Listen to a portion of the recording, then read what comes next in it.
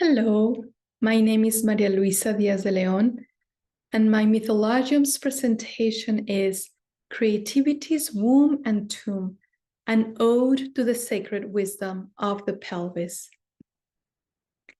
If my body becomes alive when I read myths, it may be because myths are also bodies. And it may also be because myths are tales from the tissues, organs, bones, and nervous systems of our most ancient ancestors. These bodily attunement to myths led me to articulate what I call a mythosomatic framework, which is about reimagining ancient myths in an embodied way. Let me break it down a little more. Myths are narratives originated in embodied ritual enactments. Rituals emerged from experiencing life phenomena and became organizing devices for meaning-making. Soma is a Greek word that refers to the person's own and subjective experience of the living body. Somatic movement practices allow us to unearth the archetypal energies of myths through the language of sensations, impulses to move, resonances, as well as emotions felt in the body. And metaphor is what brings together myth and soma, making it possible to connect imagery with instinct. I want to offer a few moments of experience. So pause the video, take a moment to settle and focus on your pelvis. Take a moment to make some notes about it and come back.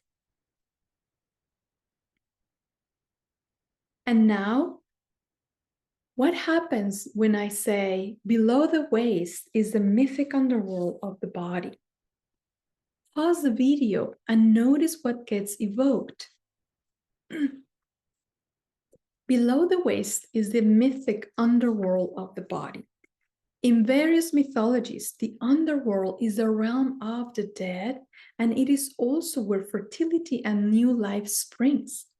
In Sumerian mythology, for example, the goddess Inanna, queen of heaven and earth, travels from the great above to the great below to meet her sister Archeological and undergoes death and rebirth. For Jungian analyst Silvia Brinton Pereira, Inanna models an intuitive consciousness that must go down to meet her own instinctual beginnings, to find the face of the great goddess and of herself before she was born to consciousness, into the matrix of transpersonal energies before they have been sorted and rendered acceptable. It is a sacrifice of what is above to and for what is below. How can the mythic motif of descent help access and reclaim our pelvic sacred wisdom? In the myth, Inanna began her descent by removing her crown as she crossed the first gate into the underworld.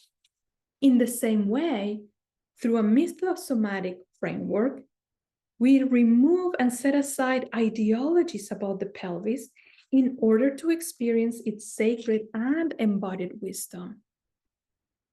Marija Gimbutas' archeomythological work helps situate the motif of descent within the matristic civilizations in the Paleolithic and Neolithic, where moon cycles, women's menstrual cycles, pregnancy and birth, and the cycles of sowing and harvesting were all experienced as fully interconnected.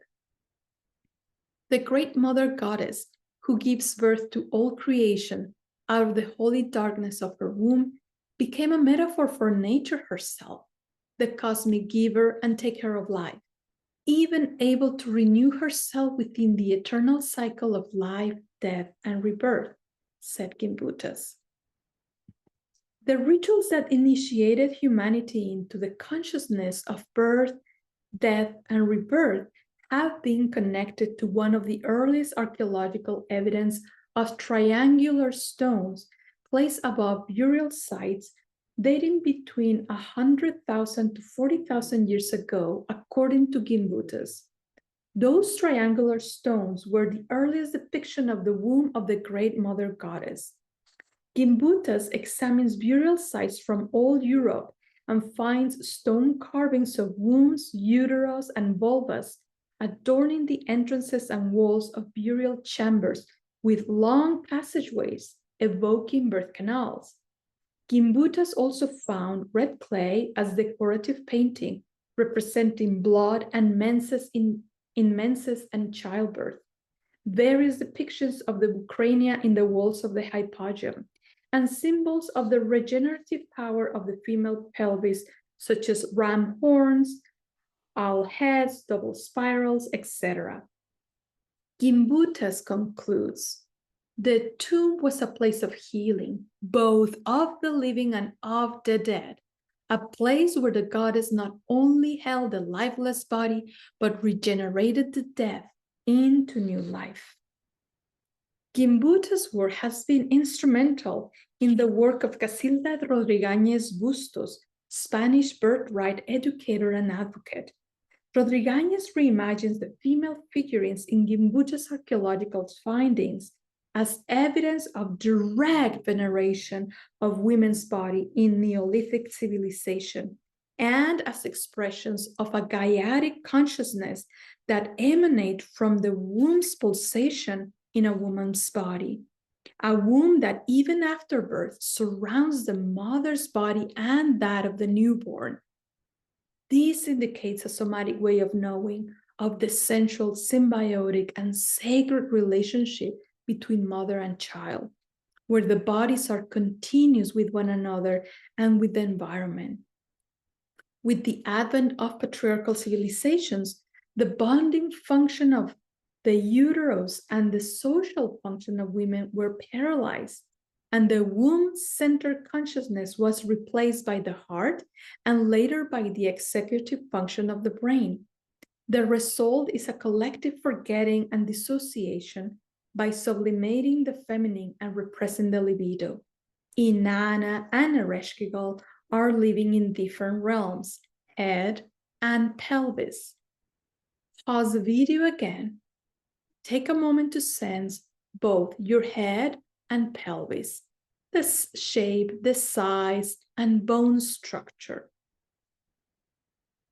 The pelvis and the head are both bone cavities with outlets to exchange information with the world and are connected through the spinal column.